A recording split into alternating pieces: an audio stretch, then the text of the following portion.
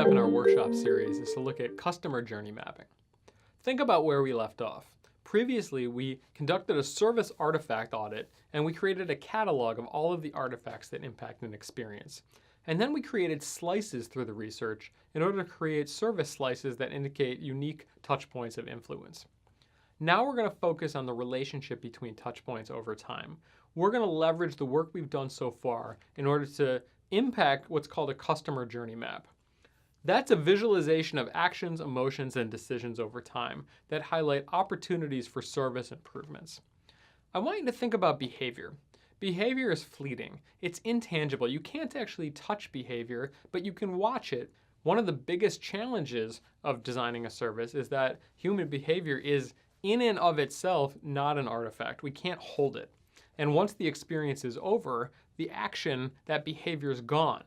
And so since we're trying to design interactions to support a certain style of service experience, we need to develop artifacts that represent the service experience and behavior in order to ground what is otherwise intangible in something physical.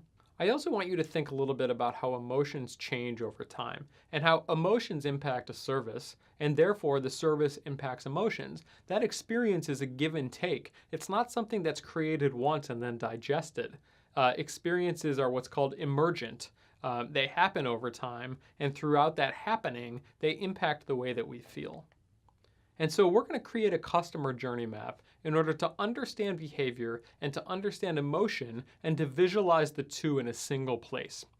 We'll build a customer journey map in order to act as a shared and common framework for analyzing a service. This will ground our discussion in an artifact and will force us to be specific rather than general.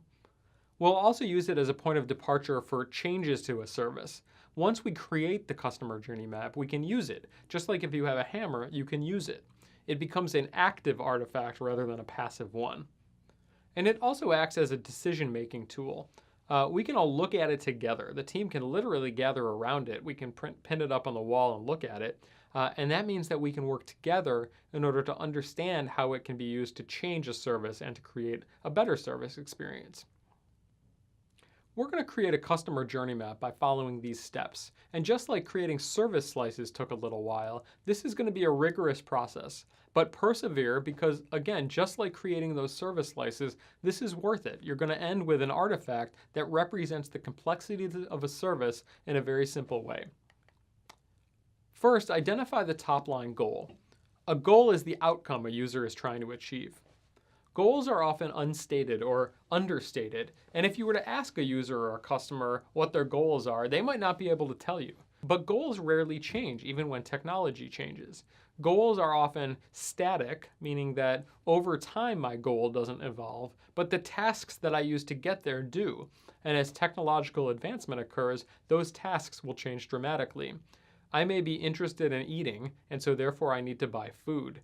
I always need to buy food, but the way that I buy it will change dramatically once things like self-driving cars or one-hour delivery services or drone delivery even start to become a reality. And so my goal doesn't change, but the tasks that support it do. Additionally, goals may be utilitarian, things like I want to pay my taxes. Who wants to pay their taxes? But you get the point. Or emotional. I want to have a good time at the amusement park. And goals may be realistic, I want to buy this, or aspirational, I want to be a famous singer.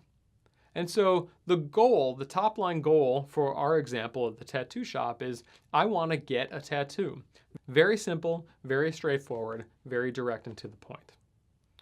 Next, we're going to list the tasks, situations, and events that happen on the way to achieving that goal. A person will often do many tasks on the way to achieving a goal. And as I described, a task is often technologically dependent, and it's going to change when new technological advancements are introduced into an experience. Sometimes tasks are initiated by the user, and other times they're created by the company, by the employees, or even by technology itself, that they're formed by the different ways that technological advancement supports that experience. And so if our goal was to get a tattoo, the tasks that support that might look like this. First, we'll research tattoo shops. Then we'll visit the shop in person. We might flip through those flash art books in order to pick the tattoo to get. We'll fill out forms, we'll make a deposit. We'll prepare for the tattoo. The artist will prepare and we'll mentally prepare. We'll actually get the tattoo and we'll pay, and then we'll tend to that tattoo with aftercare. Next, stub out the journey timeline. Take the tasks that you've created in support of that primary top-line goal and sketch the journey by approximating how long each task takes and plotting them on a visual timeline. You'll see here that some of the activities, like visiting the shop, take a lot longer than some of the sub-activities, like filling out the forms, and so create a relative understanding of each one of these ideas. I'll often create this on a wall using blue painter's tape. I'll stretch it out and each line of tape becomes one of these bars. Painter's tape doesn't leave a mark on the wall and it's easy to write on with Sharpie as well. Next, add in the touchpoint swim lanes.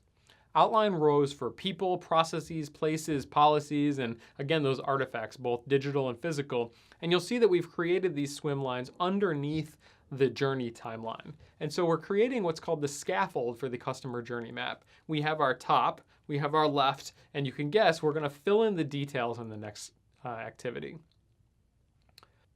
Remember back to our artifact audit. You're going to leverage the materials from the catalog in order to start to put in content on the customer journey map. Using your spreadsheet of modules, begin to add them one at a time to the timeline. Make sure you include a reference back to the original artifact. You'll see here A2, A4, D2.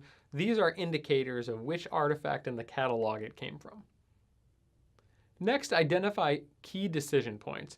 The key decision points are going to be where somebody makes an assessment of a situation and decides to do one thing or another. And these are really going to shape the experience quality that we have. A decision is going to have repercussions, and it's typically followed immediately by an emotional shift. And keep in mind that decisions are not always made logically. In fact, frequently they're made based on emotion. They're made based on the way I feel rather than sort of an intellectual analysis of a given situation.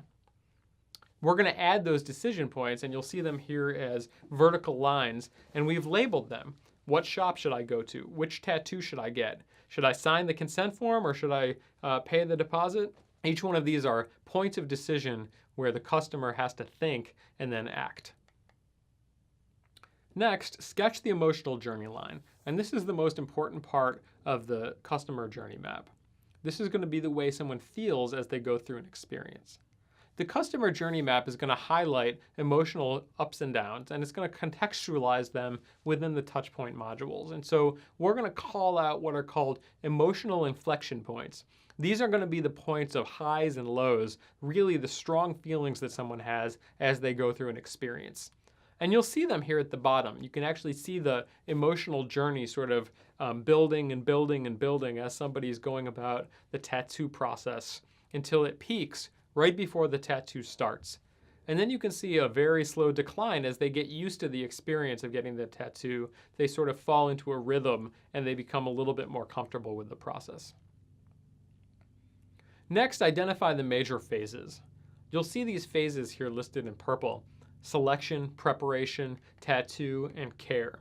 And each one of these phases demarcates a specific section of the process, a specific sort of chapter in that service experience. Finally, highlight frustrations, disconnects, and ideas. And again, we're going to use a red exclamation point, but we're also going to add detail through a red post-it note. As an example, you can see just when trust is being established, the customer is asked to complete a liability form and pay a deposit. This created unnecessary feelings of hesitation.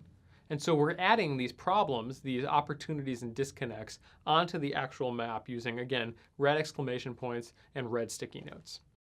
And don't forget that idea parking lot where we're writing great ideas on green post-it notes and putting them in that parking lot for later. So why are we doing this? What value does this have in our larger process? The answer is in a word: synthesis. Synthesis is making sense out of complexity. It's a form of active sense making. And the reason that we're doing this is because it synthesizes complexity so that we form meaningful relationships with the experiential data. We're going to produce a visualization that can be shared, and it can serve as an anchor for discussion among our teams. And we're going to highlight areas where we can design new interactions in order to improve the service experience. And to contextualize this in our service stairway, we've gone through that artifact service audit. we've created those service slices, and we've developed now the customer journey map, and we're well on our way toward building out the narrative through scenarios and storyboards, and ultimately arriving at a value promise. And so a customer journey map is a visualization of actions, emotions, and decisions over time, highlighting opportunities for service improvement. So let's talk about your homework. For your project, I want you to create a customer journey map. First, on a long wall using that painter's tape, create an initial timeline for that journey map. And then create the journey map using the method we've covered here. Use all of the materials you've gathered, all of the materials that we provided in that zip file, not just the transcript, because you want to understand all of the different touch points and how they play a role in that customer journey. Make sure you emphasize the emotional journey line because, again, that's going to be the most important part. And as you work through the journey map, constantly revisit that service artifact catalog and the service slices in order to think about the service in the whole. And so we've created a customer journey map as a way of visualizing behavior. We're going to leverage this, the service slices, as well as the service audit in order to move forward through narrative building and then ultimately a value proposition. I look forward to seeing what you come up with on your homework. Thanks.